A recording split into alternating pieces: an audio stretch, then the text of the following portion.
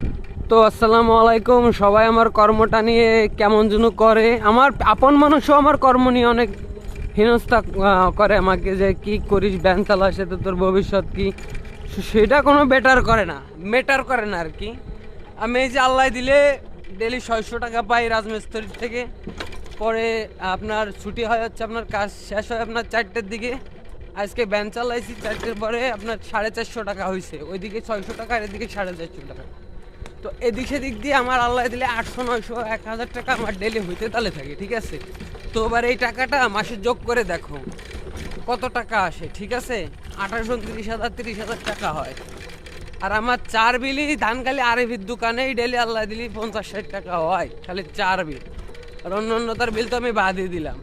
তো আমার কর্ম নিয়ে কেউ কখনো হিংসা করো না, ঠিক আছে। আমার কর্ম হয়তো এটাই। আর আল্লাহর রহমতে আমি আরও অন্য কাজ কামও জানি। আমি প্রাইভেট কারের ড্রাইভার অ্যান্ড আপনার মোটরসাইকেলের টুকটাক কাজ জানি, তারপরে আপনার গ্যারেজে ভ্যান সাইকেলের গ্যারেজে টুকটাক কাজ জানি। আল্লাহর রহমতে আমি সব ধরনের কাজই জানি। তো আমার আপন মানুষকেই বিশেষ করে কথাটা, নিজের চরকায় তেল দাও আর নিজে টাকা ইনকাম করে নিজে খাও, ঠিক আছে। তো কিরোর পিছনে লাগো না, তাতেই ভালো হবে, ঠিক আছে। আসসালামু আলাইকুম।